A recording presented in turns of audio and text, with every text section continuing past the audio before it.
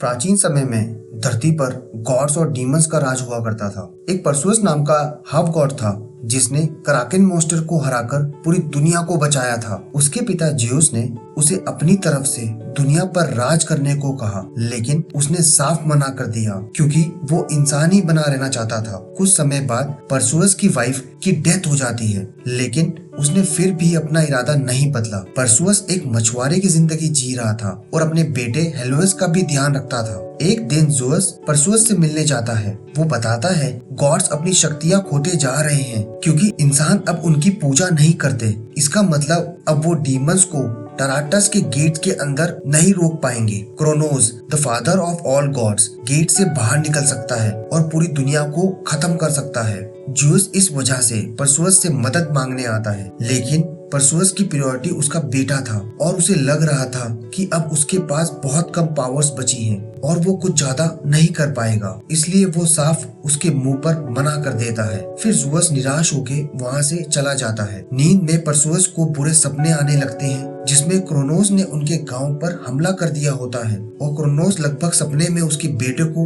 मार ही डालता है। तब तक ज़्यूस अपने भाई पोसीडोन और उसके बेटे एरिस से मिलता है। परसुअस का फैसला सुनकर पोसीडोन और एरिस को थोड़ा बुरा लगता है। फिर वो तीनों टार्टरस जाते हैं ताकि वहाँ की दीवारों को ठीक कर सके, पर उनका सामना हेडेस से होता है जो अपने भाई ज़्यूस और पोसीडोन से नफरत करता है क्योंकि उन दोनों ने ही हेड्स को अंडरवर्ल्ड यानी नरक में बंदी बना कर रखा था। इसलिए हेड्स उन्हें धोखा दे देता है और उनके ऊपर फायरबॉल्स और मॉन्स्टर से हमला करता है। वहाँ एक घमासान लड़ाई होती है, लेकिन गॉड्स के कमजोर होने की वजह से वो पूरी पावर से उससे लड़ नहीं पा रहे होते हैं। तभी पोसीडोन घायल हो जाता है। ज़्यूस अपने भाई पोसीडोन को देखकर डिस्ट्रैक्ट हो जाता है। इतने में एरिस उन दोनों को धोखा देकर मौके का फायदा उठाकर ज़्यूस को बेहोश कर देता है। फिर एरिस और हेड्स आपस में मिल जाते हैं। एरिस ज़्यूस का थंडरबोल्ट चुरा लेता है जिससे वो और ताकतवर बन जाए। उस वक्त कुछ चमीराज अंडरवर्ल्ड से चढ़कर ऊपर इंसानों पर हमला कर देते हैं। परसुअस ये हमला देखकर अपनी तलवार लेकर और उनकी तरफ दौड़ने लगता है।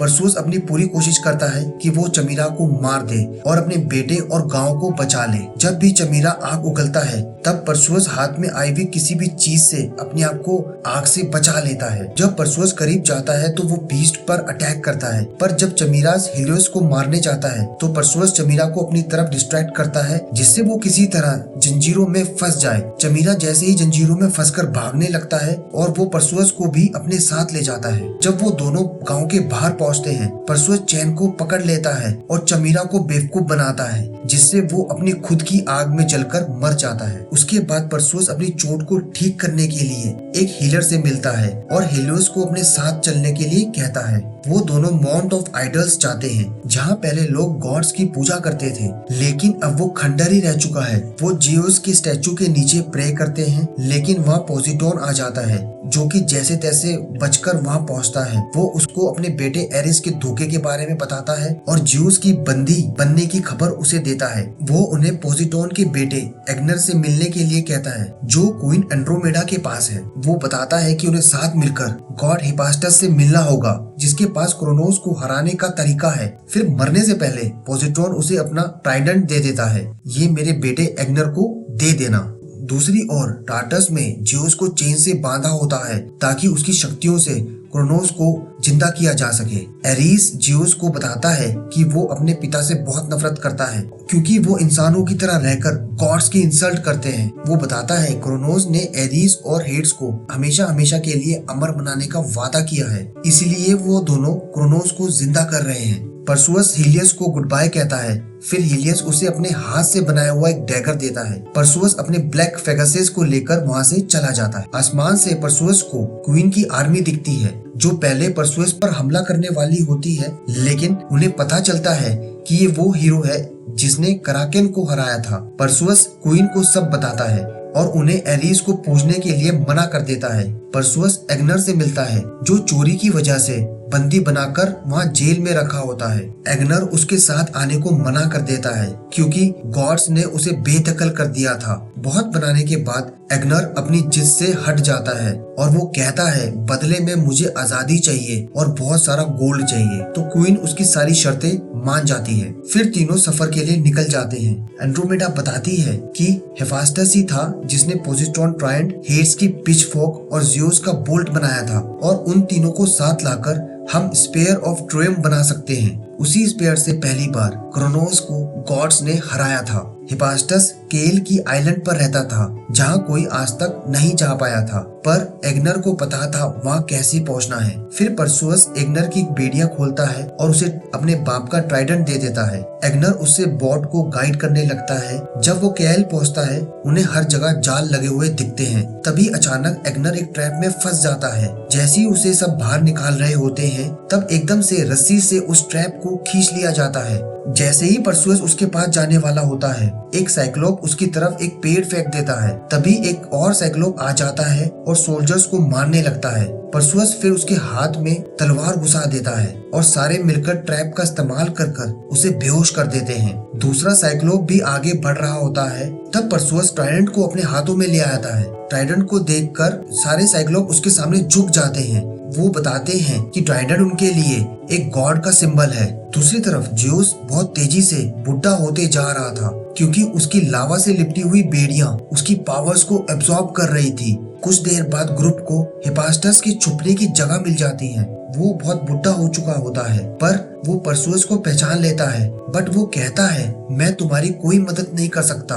अब मेरे पास कोई शक्ति नहीं बची है क्योंकि ज़्यूस ने उसकी सारी शक्तियां उससे छीन ली थी। मना करने के बावजूद एंड्रोमेडा उसका हाथ थामती है जिससे उसे अपनी पत्नी की याद आ जाती है और वो आखिरकार मान जाता है उनकी हेल्प करने के लिए। हिफास्टस बताता है कि उसे ने ही टराटस को डिजाइन किया था। टराटस में एक सीक्रेट पैसेज है जिसका वो सब इस्तेमाल कर सकते हैं, लेकिन उसके लिए उन्हें टराटस का दिल चाहिए होगा। दिल के लिए उन्हें लिबरेथ क्रॉस करना पड़ेगा। फिर ग्रुप दूसरी बिल्डिंग की तरफ बढ़ते हैं। हिफास्टस एग्नोर को एंट्रेंस का मैप देता है। जब वो एंट्रेंस तक पहुंचने ही वाले होते हैं तभी वहाँ एरिस आ जाता है। वो एंड्रोमेडा के बचे हुए सोल्जर्स को मार डालता है। परसुअस भी उसे एक पंच मारता है लेकिन उसकी इतनी ताकत नहीं होती कि वो एरिस को नुकसान पहुंचा सके।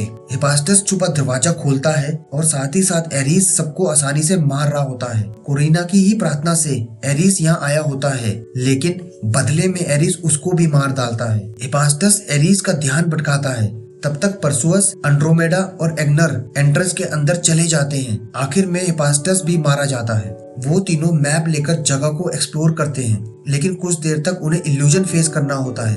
एग्नर कहता है वो मैप छोड़कर अपनी नेविगेटर इंस्टिंक्ट यूज करेगा, जो इंस्टिंक्ट उसे अपने बाप से विरासत में मिली थी। तभी वहाँ की दीवारें हिलना शुरू हो जाती हैं और वहाँ के रास्ते बंद होने लगते हैं। वो सब वहाँ से निकल के बचने की कोशिश करते हैं लेकिन आगे हिल रही बड़ी सी रिंग से गिरकर वो दीवारों में फंस जाते हैं। परसुअस अपनी सेमी गॉड की पावर यूज करता है। परसुअस को अपने बेटे का इल्यूजन होने लगता है। तभी उस पर एक मिनोटॉर अटैक करता है। मिनोटॉर अपने सिंगों का यूज कर उस पर खतरनाक हमला करता है। परसुअस काफी मशक्कत के पास मिनोटॉर को मार डालता है। फिर परसुअस अपने दोस्तों से मिलता है। दूसरी ओर ज़्यूस हेड्स से माफी मांगता है क्योंकि ज़्यूस ने ही हेड्स को अंडरवर्ल्ड में बंदी बनाया था। ज़्यूस की माफी सुनकर हेड्स अपना मन बदल लेता है। इससे पहले हेड्स ज़्यूस को छुड़ा लेता पर अचानक एरिस उस पर हमला कर देता है। काफी देर लड़ने के बाद हेड्स एरिस को खाई में फेंक देता है लेकिन फाइनली क्रोनोस ज़्यूस की पावर एब्जॉर्ब करके जिंदा हो जाता है और वहाँ बाकी तीनों भी पहुँच जाते हैं।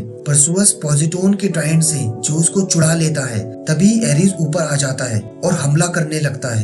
एरिस हेड्स की पिंचफोर्क लेकर ज़्यूस पर मार देता है। जख्मी ज़्यूस इसका फायदा उठाता है और पिंचफोर्क और ट्राइडेंट को मिलाकर पूरे ग्रुप को टार्टरस टेलीपोर्ट कर देता है। गुस्से में एरिस हेड्स को स्टैब कर देता है और उसको वहाँ मार डालता है। वहाँ पर एरिस को हीलियस का गिफ्ट गिरा हुआ मिलता है। फिर ग्रुप एंड्रोमेडा के कैंप पहुँचते हैं। ज़्यूस के पास बहुत कम वक्त बचा होता है। वो उन्हें एरिस से उनका लाइटनिंग बोल्ट वापस लाने को कहते हैं ताकि उससे स्पेयर बनाया जा सके जो सिर्फ परसुअस यूज कर सकता है। ग्रुप प्लान बनाता है कि वो क्रोनोस को संभालेंगे और परसुअस बोल्ट लाएगा। परसुअस एरिस को प्रे करके टेम्पल में बुलाता है। फिर मूवी में अंडरवर्ल्ड की एंट्रेंस फट जाती है।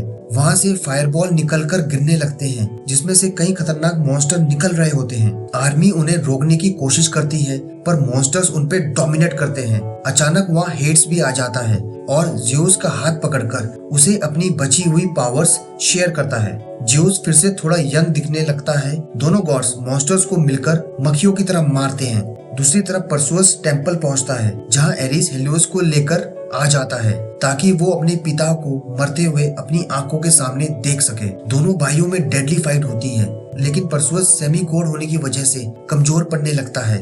एरिस बस परसेउस को मारने ही वाला होता है, तभी हेलियोस परसेउस की तलवार लेके एरिस को डिस्ट्रैक्ट कर देता है। परसेउस मौके का फायदा उठाते हुए एरिस से बोल्ट छीन लेता है, जिससे फाइनली वो एरिस को मार देता है। फिर परसेउस तीनों वेपन मिलाकर एक स्पीयर ऑफ ट्रायम्फ बना देता है। दूसरी तरफ क्रोनोस पूरी तरह से जाग जाता है और ज़्यूस और हेड्स के हमलों से उसे कुछ फर्क नहीं पड़ता। क्रोनोस पूरी एरिया पर लावा से तबाही मचा देता है। कुछ टाइम बाद परसेउस भी वहाँ आ जाता है। लावा की बारिश की वजह से परसेउस क्रोनोस के करीब नहीं जा पा रहा होता है। डिस्ट्रैक्ट करने के लिए दोनों गॉड्स अपनी पावर एक साथ यूज करते हैं और क्रोनोस पर अटैक करते हैं। गुस्से में क्रोनोस गॉड्स की तरफ एक लावा की शॉक वेव्स भेजता है। ज़्यूस हेड्स को धक्का देके अपनी फोर्स फील्ड से दोनों को बचाने की कोशिश करता है। वीक कंडीशन में ज़्यूस पूरा इम्पैक्ट नहीं झेल पाता और इंजर्ड हो जाता है। परसेउस डिस्ट्रैक्टेड क्रोनोस के लावा को क्रॉस कर देता है और उसके मुंह के रास्ते अंदर एंटर कर जाता है और साथ ही साथ स्पेयर से उसकी बॉडी में बहुत बड़ा एक्सप्लोजन हो जाता है। फाइनली क्रोनोस को राख में मिला दिया जाता है। पूरी आर्मी